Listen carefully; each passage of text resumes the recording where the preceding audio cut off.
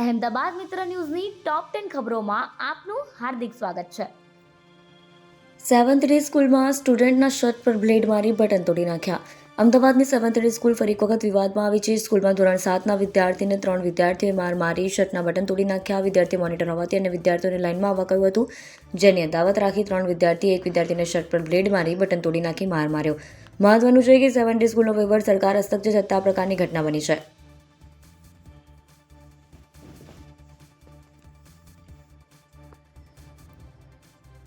Farm હાઉસમાં પીવાનું ને પેટ પોલીસ સ્ટેશનમાં ભરવાનું. અમદાવાદમાં સાણંદ પોલીસે 4 ફેબ્રુઆરીની મોડી રાતે ગોરસેબ નજીક આવેલ નિર્વાણા ગ્રીન્સ વીકેન્ડ હોમમાં ચાલી રહેલી હાઈ પ્રોફાઇલ દારૂ હુક્કા મહેફિલ પર રેડ કરી 81 જેટલા યુવક યુવતીઓની અટકાયત કરી હતી. આ મહેફિલ એક દંપતીની 25મી એનિવર્સરીના નામે આયોજિત કરવામાં આવી હતી, જેમાં મોટી સંખ્યામાં લોકોને આમંત્રિત કરાયા હતા. જોકે આ કેસમાં પોલીસના 2 ચહેરા સામે આવ્યા છે. રાત્રે પોલીસે દારૂની મહેફિલમાં રંગમાં ભંગ પાડી પહેલા મહેફિલ બંધ કરાવી તમામને પોલીસ સ્ટેશન લઈ ગઈ અને પોલીસ સ્ટેશનમાં ગુનો નોંધી તમામની ઇજ્જતના કાકરા કરી નાખ્યા. આ પછી મોડી રાતે આરોપીઓ માટે પોલીસે જ નાસ્તાની વ્યવસ્થા કરી.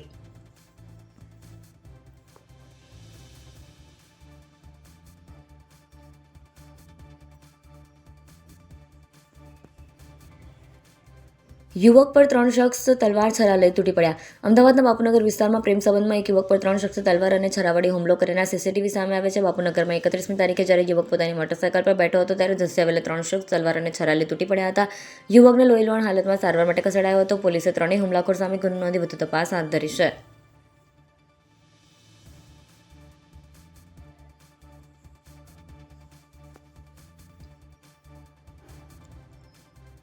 ગેરકાયદેસર બાંધકામો મામલે કમિશનર અકળાયા. શહેરમાં અનેક જગ્યાએ ગેરકાયદેસર બાંધકામો મામલે મ્યુનિસિપલ કમિશનરે ઉચ્ચ અધિકારીઓ સહિત એસટીટી વિભાગના અધિકારીઓનો ઉધડો લઈ લીધો. ગેરકાયદેસર બાંધકામો તોડી પાડવા માટે એસટીટીના અધિકારીઓ દ્વારા પોલીસ બંદોબસ્ત મળતો ન હોવાનો જવાબ આપવામાં આવતા મ્યુનિસિપલ કમિશનર પંચાનિધિ પાણી અકળે ઉઠ્યા હતા અને કહ્યું હતું, જો પોલીસ બંદોબસ્ત ન મળતો હોય તો હું તમારી સાથે આવું, પરંતુ ગેરકાયદેસર બાંધકામ તોડવાના છે. મ્યુનિસિપલ કમિશનરનો જવાબ સાંભળીને એસટીટી વિભાગના અધિકારીઓને નીચું જોવાનો વારો આવ્યો હતો.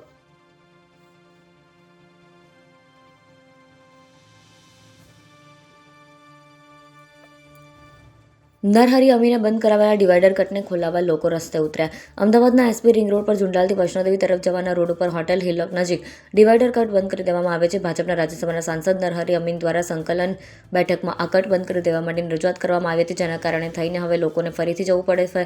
આખું ફરીને જવું પડે છે, કારણ ન્યુત્રાગર, ચાંખેડા સહિતના વિસ્તારોના વાહન ચાલકોને હાલાકી પડી રહી હતી. ત્યારે 5 ફેબ્રુઆરીએ રાતે મોટી સંખ્યામાં સ્થાનિક લોકોના ટોળાએ એસપી રિંગ રોડ પર હોટેલ હિલોક પાસે રસ્તો રોકી દીધો હતો. આના કારણે ટ્રાફિકની સમસ્યા સર્જાઈ હતી.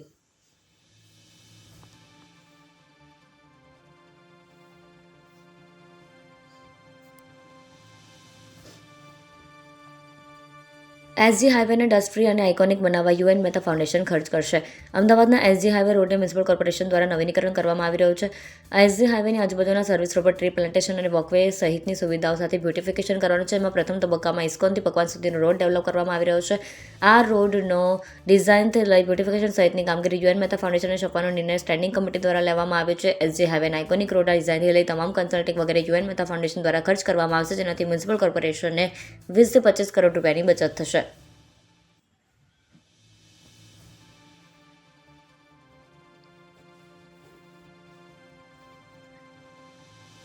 બજેટ પહેલા આંગણવાડી આશા વર્કર બહેનોનું અલ્ટિમેટમ. ગુજરાતની આંગણવાડી આશા વર્કર અને ફેસિલિટેટર તરીકે ફરજ બજાવતી 1.40 લાખ બહેનોએ પગાર વધારા સહિતની માંગણીઓને લઈ સરકારને અલ્ટિમેટમ આપ્યું.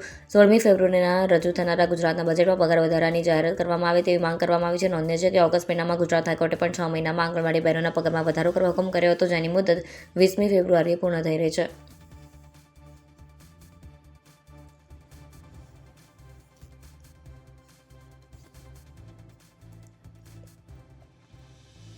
અમદાવાદમાં બીઆરટીએસ ટ્રેક પર ગાય વાછરડા ભરેલી ગાડીનો અકસ્માત. અમદાવાદના વાસણા ચંદ્રનગર બીઆરટીએસ બસ ટ્રેકમાં ગાય વાછરડા લઈને જતી કારનો અકસ્માત થયો હતો. બીઆરટીએસ ટ્રેકમાં બેફામ સ્પીડે જતી ગાડીએ અકસ્માત સર્જ્યો, જેમાં બીઆરટીએસ ટ્રેકના દરવાજા, લાઇટના પોલ તેમજ ડિવાઈડર સહિતની જગ્યાઓને નુકસાન થયું હતું. અકસ્માત બાદ કાર ઊભી રહી ગઈ હતી અને એરબેગ ખુલી ગઈ હતી, જેમાં કારમાંથી 3 શખ્સ ભાગી ગયા હતા, જ્યારે એક વ્યક્તિને સ્થાનિક લોકોએ ઝડપી પાડ્યો હતો. લોકોએ ગાડીમાં જોતા તેમાં ગાય વાછરડા ભરેલા હતા, જે તાત્કાલિક પોલીસને જાણ કરી હતી અને પોલીસ ઘટનાસ્થળે પહોંચી હતી.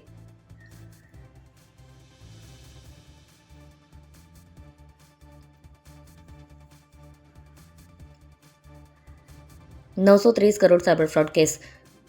ઇન્ડસઇન્ડ બેંકમાં 26 સેવિંગ અને 54 કરંટ બેંક એકાઉન્ટ ખોલાવીને સાયબર ફ્રોડના રૂપિયા 930 કરોડ દુબઈ મોકલવાના કૌભાંડમાં 5 આરોપી વધુ પકડાયા છે. આરોપીઓએ ઇન્ડસઇન્ડ બેંકમાં 80 મ્યુલ બેંક એકાઉન્ટ ખોલાવી દરેકમાં 7 લાખની લિમિટવાળા ફોરેક્સ કાર્ડ કઢાવ્યા હતા. જેના આધારે એક આરોપીએ 50 વખત જ્યારે બીજા આરોપીએ 30 વખત જાતે દુબઈ જઈને ફોરેક્સ કાર્ડથી રૂપિયા 4.26 કરોડ ઉપાડીને આપ્યા હતા. ડિજિટલ અરેસ્ટ, ઇન્વેસ્ટમેન્ટ ફ્રોડ સહિતના સાયબર ફ્રોડના કરોડો રૂપિયા પડાવવા માટે સાયબર ગઠિયાઓએ વેરાવળ અને ગીર સોમનાથ જિલ્લામાં આવેલી ઇન્ડસઇન્ડ બેંકમાં 80 મ્યુલ એકાઉન્ટ ખોલાવ્યા હતા.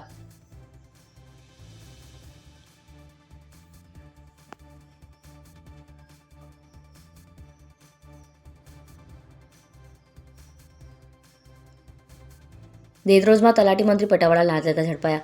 અમદાવાદ ગ્રામ્ય એસએબે દેત્રોજ તાલુકાના દેત્રોજ ગામે મોટી કાર્યવાહી કરી. દેત્રોજ ગ્રામ પંચાયતના તલાટી કમ મંત્રી કેતનભાઈ જયંતિભાઈ ધરાજીયા અને હંગામી પટાવાળા જયંતિભાઈ ધોરાજી ઠાકોરને લાંચ લેતા ઝડપી પાડવામાં આવે છે. આ બંને આરોપીએ ખોડિયાર એગ્રો સેન્ટર પાસે 9,800ની લાંચ સ્વીકારી હતી. અહેમદાબાદ મિત્ર ન્યૂઝની યુટ્યુબ ચેનલને સબસ્ક્રાઇબ કરો અને બેલ આઇકન જરૂરથી દબાવો જેથી મહત્ત્વના સમાચાર આપના સુધી જલ્દીથી પહોંચે.